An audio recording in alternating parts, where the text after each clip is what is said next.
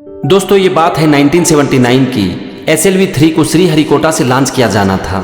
SLV-3 का मतलब है सैटेलाइट लॉन्च व्हीकल 3 और doctor APJ Abdul Kalam project director थे, उस मिशन के डायरेक्टर थे। इस प्रोजेक्ट पर पिछले 10 साल से काम चल रहा था। हजारों लोग काम कर रहे थे उस प्रोजेक्ट के ऊपर। SLV-3 को लॉन्च करने के लिए कलाम साहब श्रीहरिकोटा पहुंचे। सैटेलाइट लॉन्च करने से पहले काउंटडाउन होता है ना, तो काउंटडाउन भी स्टार्ट हो गया। लॉन्च के सिर्फ 40 सेकंड पहले कंप्यूटर ने सिग्नल दिया, डोंट लॉन्च इट। कलाम साहब उस मिशन के डायरेक्टर थे और उन्हें डिसीजन लेना था कि सैटेलाइट को लॉन्च करना है या फिर नहीं करना है।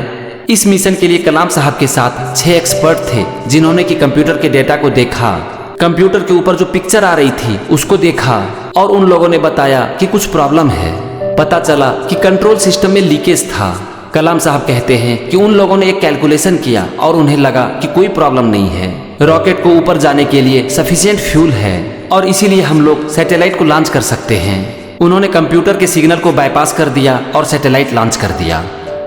रॉकेट लॉन्चिंग के 4 स्टेज में पहला स्टेज ठीक से काम किया। सेकेंड स्टेज में रॉकेट स्पिन करने लगा, आउट ऑफ कंट्रोल हो गया और बंगाल की खाड़ी में गिर गया, यानी कि मिशन फेल हो गया।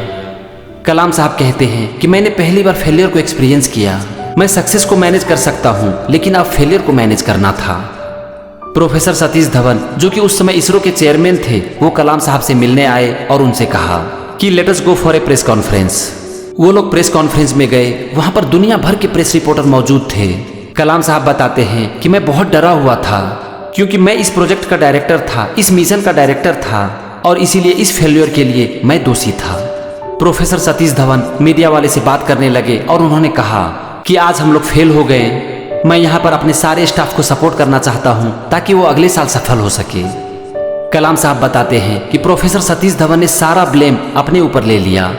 जब मीडिया वालों ने उनसे ये पूछा कि आपने देश का करोड़ों रुपया बंगाल की खाड़ी में बहा दिया, तो उन्होंने भरोसा दिलाया कि हमारी टीम बहुत अच्छी है और हम लोग अगले साल जरूर सफल होंगे। प्रेस कॉन्फ्रेंस खत्म हो गई, सब लोग वापस चले गए और फिर से इस मिशन पर लग गए। नेक्स्ट ईयर 18 जुलाई 1980 को फिर से SLV-3 लॉन्च कर दिया गया और पिछली बार की तरह इस बार मिशन फेल नहीं हुआ, मिशन सफल रहा। अब फिर से सबको प्रेस कॉन्फ्रेंस में जाना था, तो कलाम साहब बताते हैं कि सतीश धवन ने उन लोगों से कहा कि आप लोग जाकर प्रेस कॉन्फ्रेंस कर लो। यहाँ पर लीडरशिप के बारे में एक बहुत बड़ी लर्निंग है, जिसके बारे में कलाम साहब बताते हैं कि जब मिशन फेल हो गया तो उस समय प्रोफेसर सतीश धवन हम लोगों के साथ प्रेस कॉन्फ्रेंस में गए और उन्होंने सारा ब्लेम अपने ऊपर ले लिया। लेकिन जब मिशन सफल रहा तो उन्होंने हम लोगों से कहा कि आप लोग जाकर प्रेस कॉन्फ्रेंस अटेंड कर लो। वो खुद नहीं आए, मतलब कि उन्होंने सक्सेस की सारी क्रेडिट मुझे और हमारी टीम को दे दी। और इसी इंसिडेंस की वजह से कलाम साहब सतीश धवन के बारे में कहते हैं कि he was a great leader. आप इसे सुनिए। Next year, July 18th, 1980, when he succeeded, Professor Dhawan said, you go and conduct the press conference. Do you follow what it means? It means when the failure occurred, the leader took it up. When the success came, he used his team. दोस्तों ये थी 1979, 1980 की एक छोटी सी घटना, जो कि हमें लीडरशिप के बारे में सब कुछ सिखा देती है। एक लीडर की सबसे बड़ी क्वालिटी क्या है? डिसीजन लेना। जिंदगी में हमारे सामने बहुत बार ऐसी परिस्थितियां आ जाती है कि हमें एक डिसीजन लेना होता है, तो यहाँ पर जो लीडर का रोल है ना, वो बहुत इंपॉर्टेंट है। क्योंकि जब परिस्थितियां अनुकूल हो तब तो कोई भी डिसीजन ले सकता है, लेकिन परिस्थितियां हमेशा हमारे फेवर में नहीं होती, फिर भी हमें डिसीजन लेना होता है। जैसा कि कलाम साहब को लेना पड़ा जब कंप्यूटर सिग्नल दे रहा था कि रॉकेट को लॉन्च मत करो। उस समय ये हो सकता है कि आपका डिसीजन गलत हो जाए, लेकिन फिर भी एक डिसीजन तो लेना पड़ेगा ना।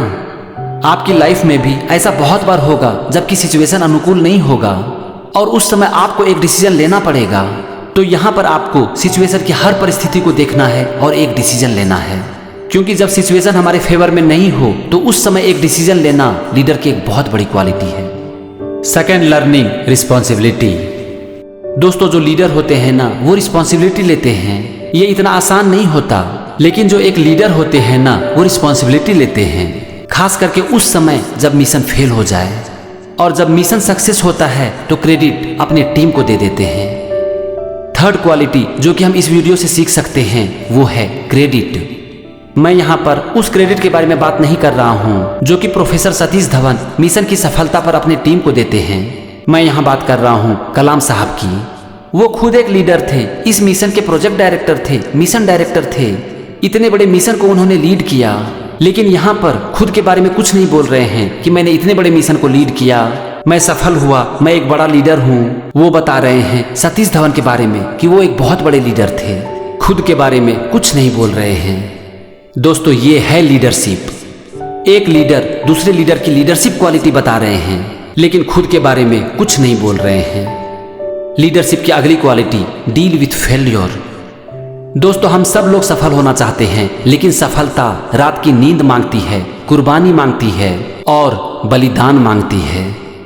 रात की नींद, कुर्बानी और बलिदान के बावजूद इसकी कोई गारंटी नहीं है कि हम सफल हो जाएंगे। लेकिन बावजूद इसके जो लीडर होते हैं ना, वो हार मानने के लिए तैयार नहीं होते। वो सिर्फ एक ही बात जानते हैं कि मैं तब तक कोशिश करता रहूंगा जब तक कि सफल ना हो जाऊं। आप यहाँ पर देखो, इतना बड़ा मिशन फेल हो गया, देश का करोड़ों रुपया बंगाल की खाड़ी में बह गया, तो कलाम साहब जो लीडर थे, क्या उन्होंने मिशन को छोड़ दिया? नहीं, क्योंकि मिशन को छोड़ते कैसे हैं वो उन्हें पता ही नहीं होता, और उन्हें सिर्फ एक ही चीज पता होता है, और वो है सक्सेस। फेलियर आती है, चुनौतियां आती है, लेकिन जो लीडर होते हैं ना, वो चुनौतियों का सामना करते हैं, उससे फाइट करते हैं और आगे बढ़ते हैं। दोस्तों, ये थी मेरी एक छोटी सी कोशिश कि मैं आपको लीडरशिप के बारे में कुछ बता सकूं, जो कि मैंने कलाम साहब से सीखा, और मैं मानता हूं कि ये चीज हमें लीडरशिप के बारे में सब कुछ सिखा देती है। इसके बाद भी अगर आप चाहो तो लीडरशिप के ऊपर बहुत अच्छी अच्छी बुक है, आप उसे पढ़ सकते हो, लेकिन मैं मानता हूं कि वो भी इसी के बारे में बात करेंगे। हो सकता है कि वो अलग तरीके से बात करेंगे, लेकिन वो बात करेंगे इसी के बारे में, क्योंकि यहाँ पर हमने जो कुछ भी सीखा वो खुद डॉक्टर एपीजे अब्दुल कलाम बताते हैं लीडरशिप के बारे में, जो कि खुद एक बहुत बड़े लीडर थे। तो फ्रेंड्स, अगर आप भी एक अच्छे लीडर बनना चाहते हो तो लाइफ में डिसीजन लेना सीखो, रिस्पॉन्सिबिलिटी लेना सीखो, खास करके उस समय जब परिस्थितियां हमारे अनुकूल नहीं हो। फिर जब कभी आप किसी मिशन में सक्सेस हो जाते हो तो सबसे पहले अपने आप को क्रेडिट दो। जी हाँ, आपने ठीक सुना, खुद को क्रेडिट दो, लेकिन मन ही मन, बाहर नहीं, अपने अंदर। उसके बाद अपने अंदर भी और अपने बाहर भी अपने टीम को क्रेडिट दो, क्योंकि आपकी ये क्वालिटी ना आपकी टीम को आपसे बांध कर रखेगी। वो अगर चाहेंगे भी ना तो आपको छोड़कर नहीं जाएंगे। And last but not the least, deal with failure. कुछ भी हो जाए डटे रहना और हार नहीं मानना, क्योंकि गिरते तो सब हैं, लेकिन एक लीडर वही होता है जो कि 1000 बार गिरने के बावजूद अपनी दुगुनी शक्ति से खड़ा होता है और कहता है कि मैं तैयार हूं। Thank you friends for watching this video. खुद का ख्याल रखिए, अपनी टीम का ख्याल रखिए, और अगर जीवन में कुछ बनना है ना तो एक लीडर बनिए। जय हिंद, वंदे मातरम।